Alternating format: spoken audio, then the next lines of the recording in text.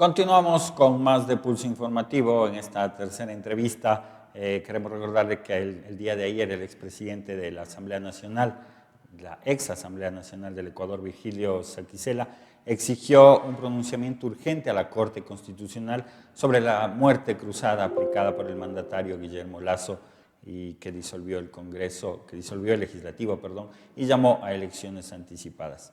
Es una decisión constitucional y puede cambiar, no puede cambiar. ¿Qué implica este pedido? Que no solo lo ha hecho Virgilio Saquicela, sino que también lo hizo el asambleísta Esteban Torres, también dijo que lo iba a hacer el asambleísta por Pachacuti. En fin, el Ejecutivo sacó del juego al Legislativo y entra pues en la cancha también la parte constitucional. Para ello hemos invitado a Alexander Barahona, él es experto constitucionalista, con quien vamos a aclarar un poquito este escenario. ¿Qué puede hacer la Corte Constitucional? ¿Qué debe hacer la Corte Constitucional? Y cómo está el tema de los plazos para pues, tener ya una decisión final y un panorama más claro respecto a la muerte cruzada. Bienvenido, muy buenos días. Buenos días, muchas gracias por la invitación en TV para analizar lo que actualmente se ha convertido en un tema ineludible para juristas, medios de comunicación y la sociedad en general. La Corte Constitucional ha recibido dos demandas de inconstitucionalidad contra el decreto de la muerte cruzada. En estas demandas también le pidieron a la Corte Constitucional que suspenda provisionalmente los efectos del acto, digamos, del acto administrativo con efectos generales, es decir, del decreto ejecutivo, a fin de que los 137 asambleístas destituidos vuelvan provisionalmente a sus curules hasta que la Corte Constitucional emita una sentencia en la que se resuelva si es que realmente este decreto fue emitido o no conforme a derecho. Primera cosa que decir, el presidente tenía la facultad de disolver la asamblea en cualquier momento. No hay una norma, aunque debería existir una norma, pero no la hay actualmente, en la que el presidente al menos se abstenga de disolver el parlamento cuando le están acusando de un juicio político, porque se ve muy mal que un presidente rehuya de su responsabilidad ante el pleno del legislativo ante un juicio político. Pero como no hay norma, el presidente podía hacerlo y en efecto lo hizo. En ese sentido, la Corte Constitucional no le podría reprochar. Lo que sí podría causar un reproche en una sentencia, un llamado de atención por parte de la Corte, es al momento que el Ejecutivo no haya sustentado debidamente las causales de grave crisis política o conmoción interna. ¿Por qué?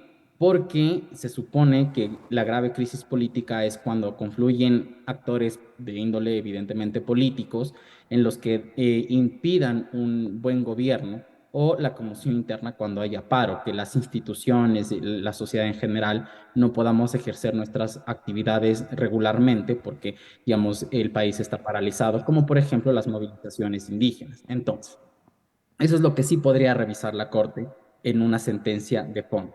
En una medida cautelar, la Corte tiene que examinar si es que hay una urgencia, una gravedad alarmante que no puede esperar para que, digamos, se deje sin efecto provisionalmente estos actos. Y con esto concluyo. La Corte Constitucional en estas dos demandas ha visto en una de ellas, del asambleísta Torres, en un párrafo, solicitan la suspensión provisional de las medidas. Esto no tiene motivación alguna.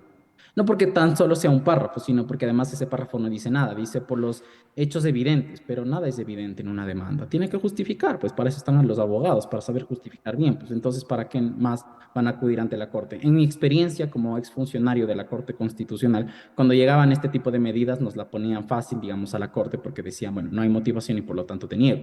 Y la otra de Ángel Maita y otros, lo que dicen es, me sacaron del puesto, por lo tanto hay vulneración de derechos, pero espere un ratito. La muerte cruzada supone el dejarle sin el cargo, entonces, ¿por qué habría vulneración de derechos si la propia Constitución lo faculta? Ahora, una falsa motivación o quizás una mala interpretación del tema de la conmoción política o crisis en el país podría ser una causal para que haya una sentencia favorable para el legislativo. Sí podría ser, pero eso hay que sustentarlo, hay que justificarlo, no basta con solo mencionarlo. Digamos, para mí es importante, hubiese sido importante o fundamental decirle, mire, Corte, la activación de la muerte cruzada hace que nos quedemos sin parlamento, también haya, digamos, unas convocatorias a elecciones anticipadas, va a haber, digamos, mucho movimiento institucional y social. Al menos el Ejecutivo debió haberlo fundamentado bien, no lo hizo. No hay Pues, crisis, claro, no hay no, crisis política en el Ecuador en medio de un juicio, por ejemplo, que se le hace al presidente cuando él lo ha dicho que ha sido la Asamblea la que no la ha dejado gobernar, no ha dado paso a sus propuestas de ley.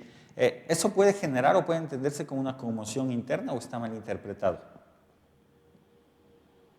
es que no hay conmoción interna, porque la conmoción interna, como le digo, es un paro, es como si la ciudadanía estuviese paralizada y no la está. Entonces, eso ya lo ha dicho la Corte Constitucional en reiterada jurisprudencia, no hay conmoción interna. Que el presidente crea que hay conmoción interna no hace que exista. Pues si el presidente el día de mañana me dice, mire, ¿sabe qué? Yo el día de ayer me fui a la luna a darme una vuelta, no quiere decir pues que eso fue real. ¿Cómo me va a decir ahora que hay conmoción interna cuando todo el ecuatoriano, hasta el día de hoy, seguimos tranquilamente laborando, saliendo, digamos, si es que hay conmociones por la delincuencia que él mismo no puede controlar, debiendo hacerlo, pero por el juicio político no hay conmoción interna. Ahora, hay la confianza por parte de los asambleístas de que la Corte Constitucional emita un criterio adecuado o quizás en parte pueda acoger el pedido. ¿Cuáles son los plazos para que debe cumplir la Corte Constitucional para emitir un dictamen? Y desde su punto de vista, ¿cuál podría ser esa sentencia?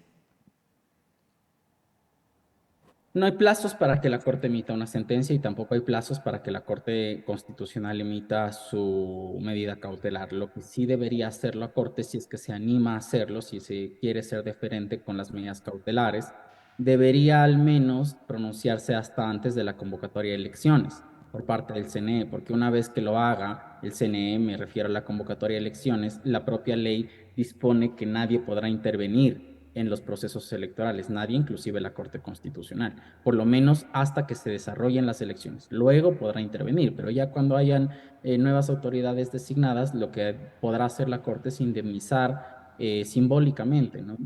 La Corte suele indemnizar simbólicamente con $5,000 nomás. No A hay cada marcha uno. atrás, entonces.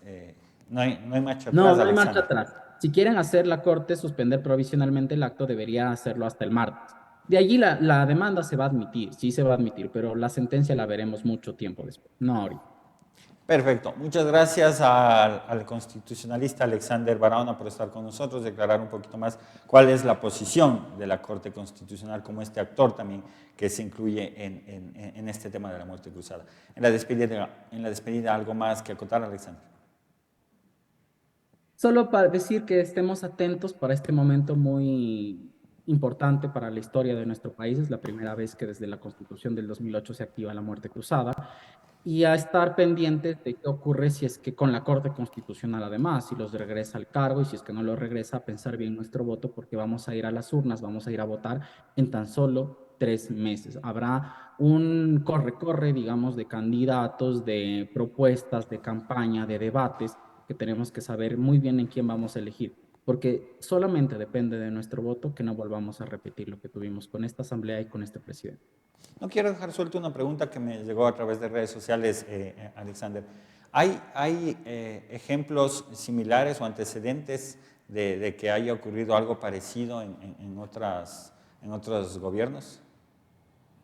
No, ni siquiera en el gobierno de Rafael Correa ocurrió esto. Y es muy paradójico, ¿eh? Porque el gobierno de Rafael Correa, que diseñó la muerte cruzada tan diferentemente para el presidente, terminó usándose en un gobierno contrario a Rafael Correa. Así es el poder. O a veces uno cree que los instrumentos legales solamente le van a amparar al poder de turno. Cuando alguien te dice esto es político, no es legal, te está mintiendo de plano. No es cierto, porque todos al final del día acuden a las cortes a hacer respetar sus derechos, precisamente porque esa idea de todo es político supone la merma de derechos. Entonces hay que pensar muy bien, como políticos hay que saber medir también las consecuencias de los actos. Ahora ya tenemos 137 asambleístas destituidos, su cuerpo asesor también, y se han quedado sin curules. ¿Y a dónde están acudiendo ahorita? No que todo era político, ¿a dónde están golpeando las puertas? A las cortes. Perfecto. Muchas gracias y muchas gracias a las personas que nos han seguido en las entrevistas de Pulso Informativo. Mañana seguimos con más, no se despegue y síganos también en nuestras redes sociales. Un buen jueves. Perfecto.